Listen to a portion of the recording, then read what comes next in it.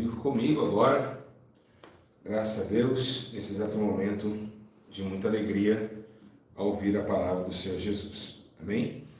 Bom, igreja do Senhor Jesus, hoje dia de redenção e dia de ensino. Hoje nós vamos aprender algo muito importante sobre os parâmetros de se aproximar de Deus. Já que Deus nos cobrou isso, nós vamos então, através desse exercício de fé, levar em consideração a intimidade com Deus. Hoje eu vou ensinar a vocês como se aproximar do Senhor, como se aproximar de Deus, e é uma necessidade que estamos vivenciando, né? Nós estamos num tempo onde a necessidade de se aproximar de Deus está cada dia mais preocupante, né? É muito preocupante quando você vê toda a terra distanciada do Senhor, toda a terra longe dos seus mandamentos. Então, é de uma forma bem clara e objetiva que hoje nós vamos aprender um pouquinho como se aproximar de Deus, né? Como trazer a essência novamente, como ficar mais próximo do Senhor, né? Então, a Bíblia menciona alguns versículos e algumas estratégias de como chegar mais perto do Senhor Jesus, tá certo? Bom, primeiramente, antes de mais nada, eu só queria dizer aos irmãos que o que significa Deus e o homem. Deus, justo juiz. Homem, injusto pecador. Então, injusto réu. Então, justo juiz, injusto réu. Tá certo? Somos injustos e somos réus. Então, automaticamente, é muito difícil você ver num tribunal um réu e um juiz ter amizade. Mas, através do inocente Jesus Cristo, trouxe a sentença que era contra nós e colocou amizade com o justo Deus, porque tinha ligação com sua descendência, Cristo Jesus, e fez com que os homens interligassem novamente a Deus. E a ideia, a Bíblia diz que agora aqueles que não andam segundo a carne, mas andam segundo o Espírito, não há mais condenação sobre ele. Automaticamente, de réu se torna filho ou servo do grande juiz. Então sabemos nós que temos uma divisão, algo que separa a minha e a sua vida. O que fez separar nós de Deus? Logicamente o pecado. Bem, a Bíblia diz em Isaías 59 que diz: a minha mão e os meus ouvidos não estão fechados para que não possa ouvir, nem minha mão está que não possa salvar. Mas os vossos pecados fazem divisão entre eu e vocês. Agora, como se aproximar desse Deus? Se você pegar a história, todavia Deus tem tentado se aproximar do homem. Nós vemos várias mensagens, nós vemos várias ações bíblicas que demonstram esse sentimento. Um sentimento de glória, ao mesmo tempo um sentimento de muitas derrotas humanas em trazer novamente a redenção para com o céu. Queria deixar bem claro e também relatar a todos vocês que prestar bem atenção no que vai ser mencionado aqui. Muitas pessoas acharam que ia ser no canal principal, então muitas pessoas estão perdendo ao vivo esse vídeo, e é um vídeo muito importante. Para os dias atuais, é um vídeo de uma necessidade muito grande, é um vídeo de muita preocupação. E aliás, lembrando nós, a todos vocês que estão aqui, a maior preocupação é você ser amigo de Deus. Você não tem interesse algum a sua vida ser amigo do seu vizinho, ser amigo do cômigo da escola. Não tem esse parecer, né? Não temos essa condição de ficar se preocupando em ser amigo do homem, não. Temos que ser amigo de Deus, porque Deus é eterno e o homem é só para essa terra. Bom, pega a Bíblia comigo, rapidamente, abre em Tiago, capítulo 4, Tiago, capítulo 4, glória a Deus, versículo de número 8. Tiago, capítulo 4. Se você ainda não deu seu like, compartilha isso, porque tem pessoas que ainda não viram, tá certo? Que não viram ainda o ensino, tá certo? Eu não notifiquei no Telegram, não deu tempo. Então, rapidinho, Tiago, capítulo 4, verso 8. Está escrito assim: aproxime-se de Deus, se chegar a Deus e Deus chegará a vocês. Pecadores, limpem as mãos, e vocês que têm a mente dividida, purifiquem o coração. Né? Essa é uma tradução mais futurística. Presta atenção. Ó, chegai-vos a Deus, e Deus chegará até vocês. Então, automaticamente, sabemos que não é impossível termos amizade com Deus. Não é uma coisa impossível. Está dizendo que se nós chegarmos a Ele, Ele chegará até nós. Olha que coisa interessante. Então, automaticamente, o tempo que nós se afastamos através das ações da carne e também da iniquidade, dos processos de sedução e prazeres dessa terra, automaticamente Ele também vai se nos afastar. Por quê? Porque o pecado cheira mal às narinas de Deus. E Deus não quer ficar perto de nada que cheira mal às suas narinas. Então, o que Deus tentou e já tenta há muito tempo é ter amigos na terra. Todos os homens, a maioria deles, muitas vezes, quando Deus chamou de amigo, um caso também Abraão, quando Deus chega e diz: Abraão, meu amigo, né? Tá vendo essas estrelas do céu? Olhe se você as pode contar. Tamanho será a sua descendência como promessa. E por que Deus colocou Abraão e chamou ele de amigo? Porque Abraão obedeceu a sua voz e ainda deixou tudo que mais ele amava, que era pertencente à família dele, para ir numa terra onde ele não viu, para ouvir uma voz dos altos céus e ser guiado pelaquilo que ele não via. E hoje nós somos guiados como Abraão. Por que ele é nosso pai na fé e amigo de Deus? Porque somos também guiados como Abraão. E me explique como é. Sim, nós não vemos Jesus, mas também não ouvimos muitas vezes pelo Espírito. Ouvimos, mas muitas vezes não. Mas pela palavra, que traz luz para nossos caminhos, vamos na direção de um sentido, do afastamento da imoralidade, da prostituição, e se purificando dia após dia para a redenção da eternidade. Agora, quando Abraão recebe a promessa, ele não viu Deus, mas ele acreditou naquilo que ele ouvia. E muitos de vocês às vezes não sabem ler, mas através da minha palavra, na boca que está saindo pelo Espírito Santo, você está acreditando naquilo que você ainda não consegue enxergar. Como a energia, ela não se vê, mas ela existe. E assim Abraão se tornou amigo por colocar a fé em prática, ao ponto de dar seu único filho, ao tal ponto de lá o anjo aparecer e dizer: não faça tal coisa. Então essa amizade que Deus teve com Abraão. E a outra coisa interessante que nós vemos na história, nós vemos que tem amigos que Deus fala, mas tem amigos que Deus somente sonda. E também vive aquele olhar de paquera. Sim, você poderia estar achando que eu estou falando natureza carnal, mas não é. Deus, ele paquera, nós somos a menina dos seus olhos. É como se fosse um grande cavaleiro olhando para aquela donzela que tanto ama. Assim também aconteceu nos versículos, nos livros de Jó, quando Satanás odiava a terra, e chegou uma menção onde ele diz: está vendo meu servo Jó? Se você está vendo, é porque eu estou vendo também. Então Deus estava contemplando a vida de Jó. Não chamou Jó para ir numa terra alguma, como fez com Abraão, mas paquerou o seu jeito de viver, porque era um homem justo, íntegro, se afastava da aparência do mal. Mas esse também chegou a ter acessibilidade de ser chamado amigo de Deus. São outros homens também, como Moisés, que vem com as mãos cheias de sangue, tomando ali de morte, mas depois do homicídio que praticou dentro dos confins do Egito, foi chamado também para levantar o povo, a libertar o povo de Israel, que estava preso desde a morte de José do Egito. Então vemos que realmente são homens diferenciados que teve um potencial enorme, ao ponto também de Gideão estar no lagar e dizer: homem valente, eu conto contigo, mas eu sou o mais pequenino da casa dos meus pais. E quantos de vocês estão achando pequeninos? Quantos de vocês estão achando que não pode, não consegue e não faz? Mas Deus escolheu as coisas que não são para aniquilar as que são, ou vice-versa. E aí nós vemos que as coisas loucas fazem com que os sábios fiquem mais loucos ainda. Porque Deus pega aquilo que não é, aquilo que não pode, aquilo que não parece ser, e transforma na sua redenção. Então essa amizade que Jesus veio, que dizendo: eu não vim para os que estão justos, eu vim para os que estão os pequenos e feridos, é para trazer amizade novamente para aqueles que não tinham amigo, pessoas que não tinham alguém para confiar. Então Deus colocou o teu filho agora como verbo vivente para trazer a transação de um novo conhecimento. O conhecimento da paz, da justiça e da integridade dos homens diante de um mundo tão tenebroso e sombrio.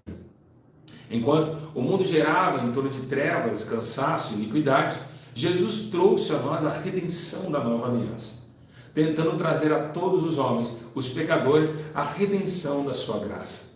E pela misericórdia, somos alcançados pelo genuíno amor do Evangelho verdadeiro, trazendo a essência da palavra de Deus.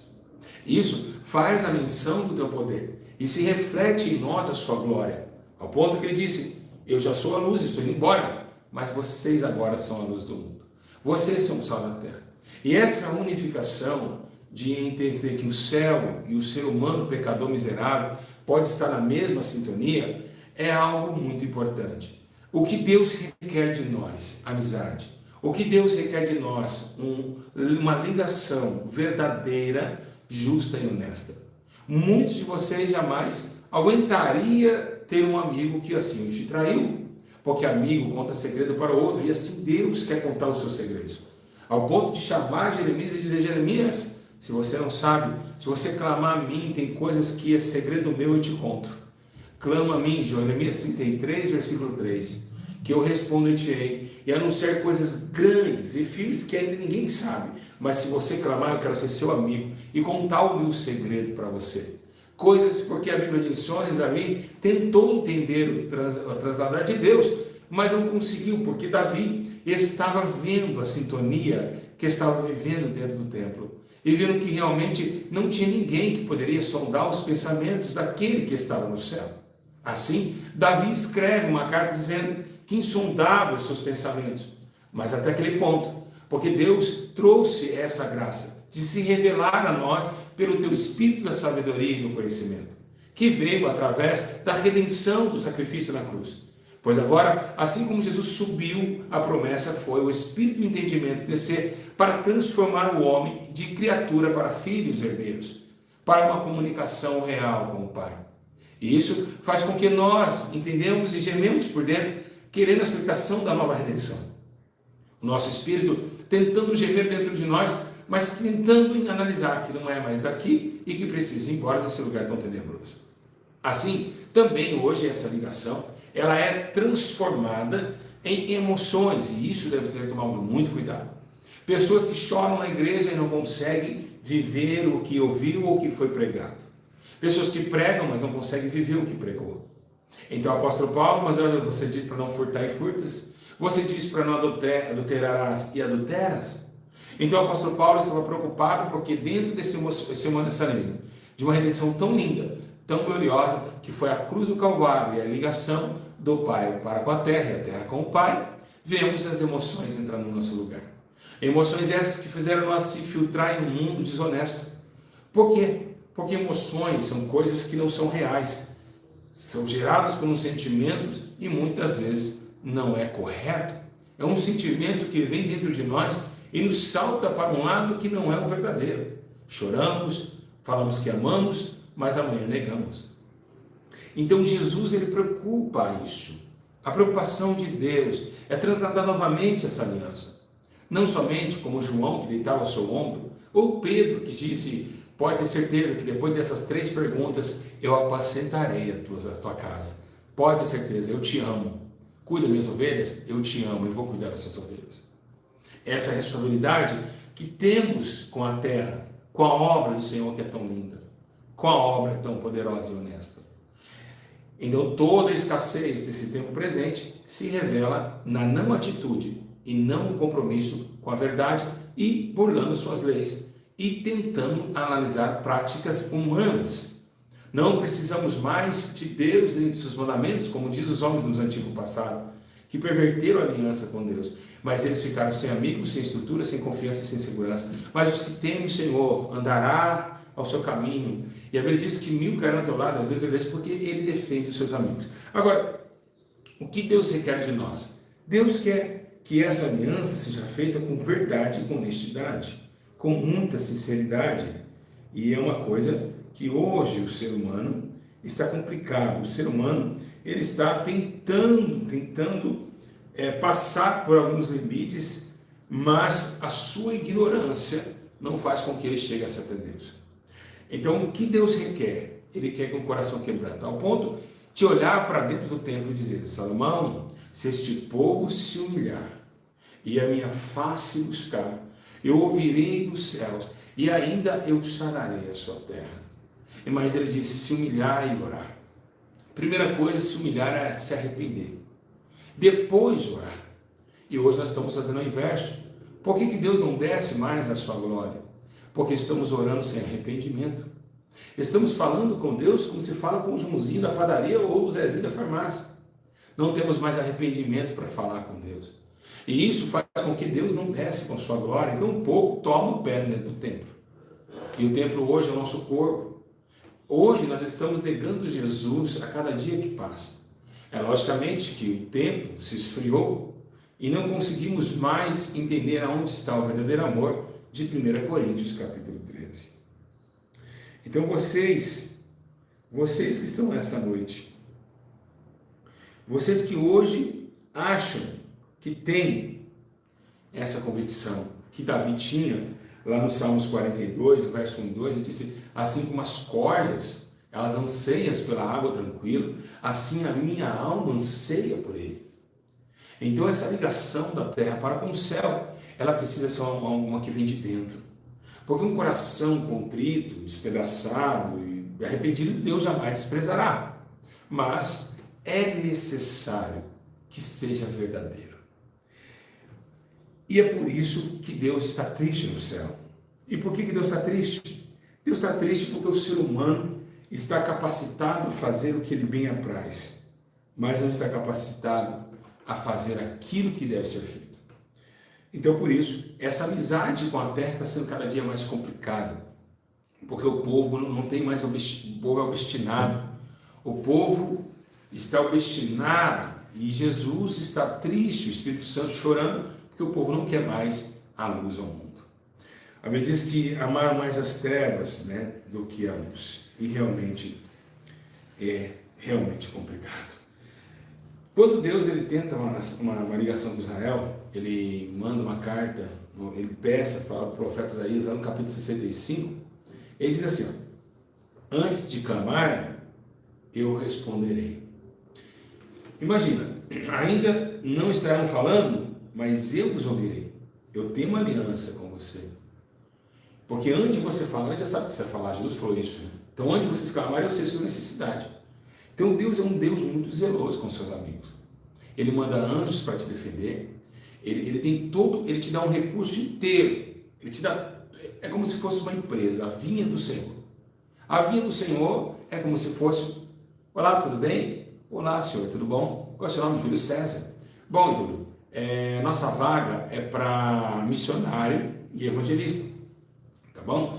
A sua função aqui é ir para todo mundo, pregar o evangelho a toda criatura. Tudo bem, senhor. Está preparado? Estou preparado. Mas e aí, como que vai ser os bônus? Não é agora, a gente não tem hora para pagar. Porque o pagamento é depois da morte, é claro, então não tem hora para pagar.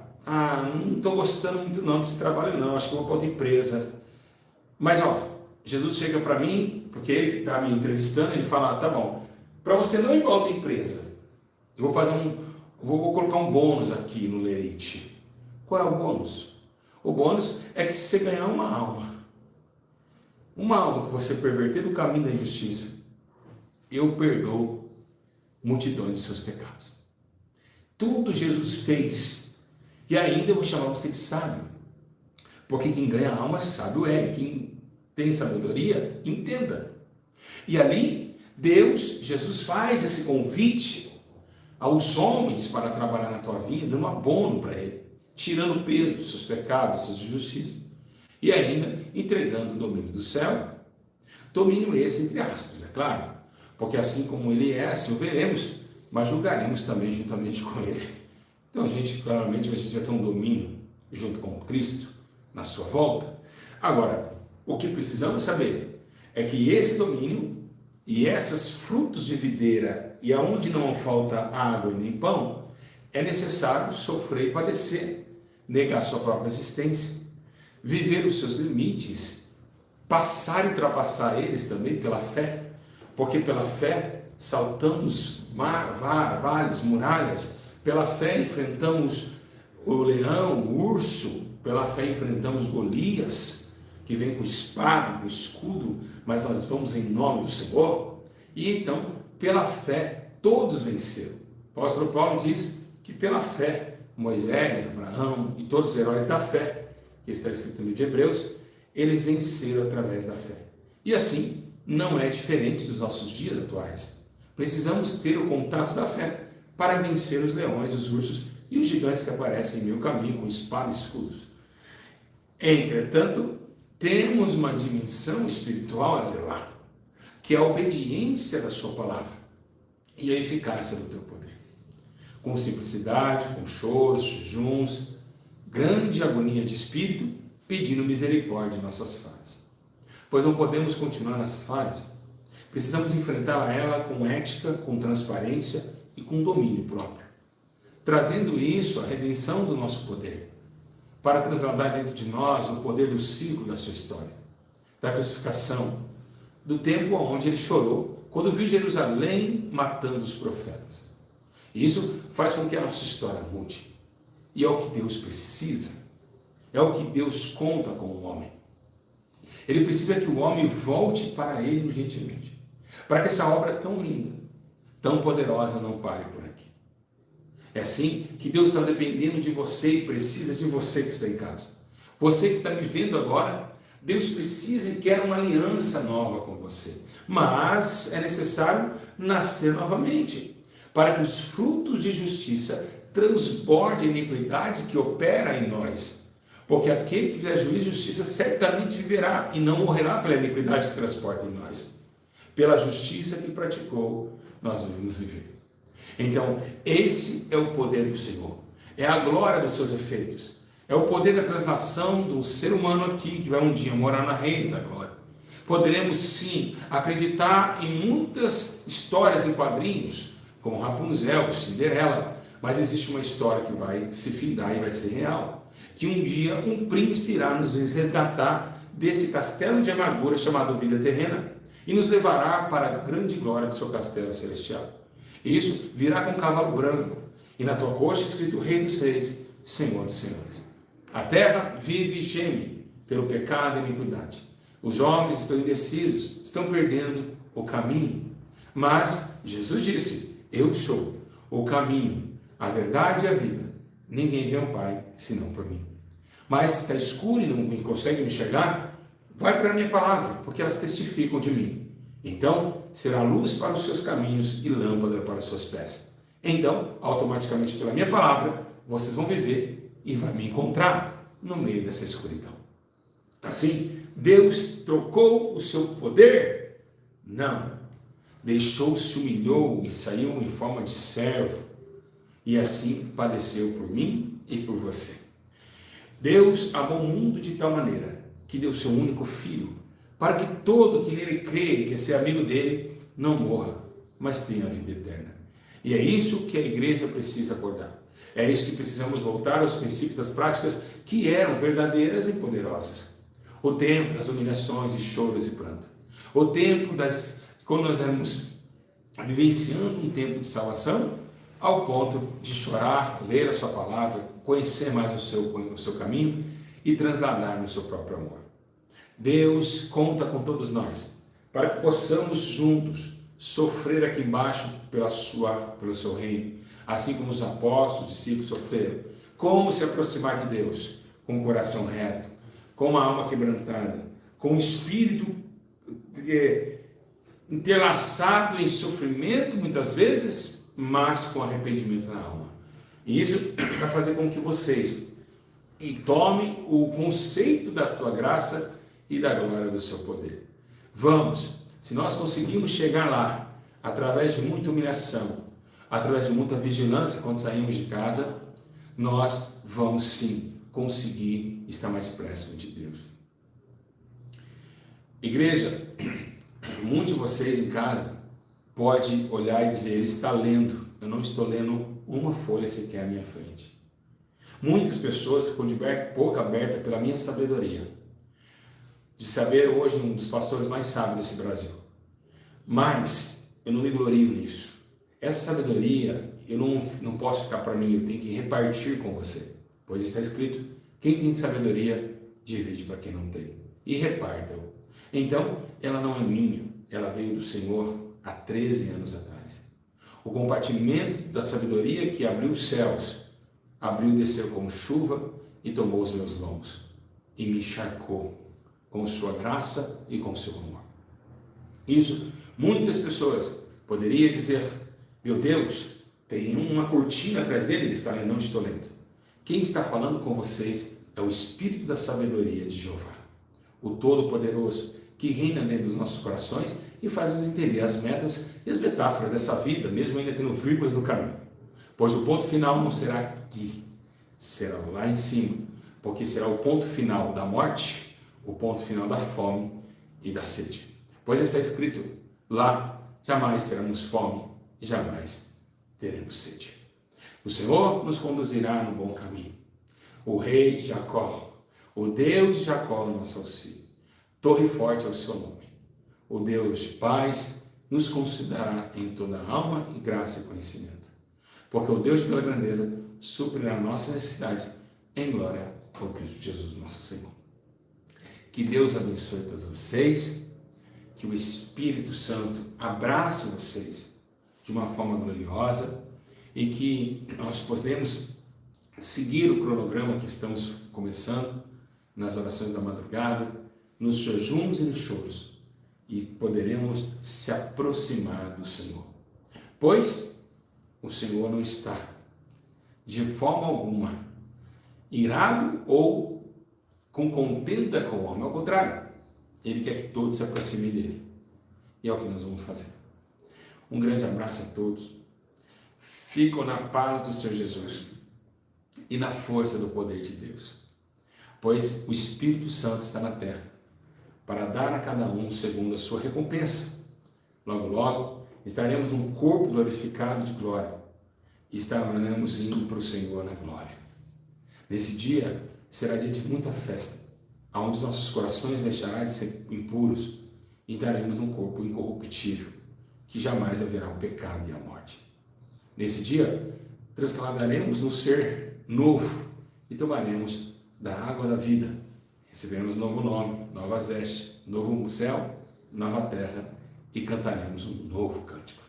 Pois tudo se fez novo. E o que se passou, passou.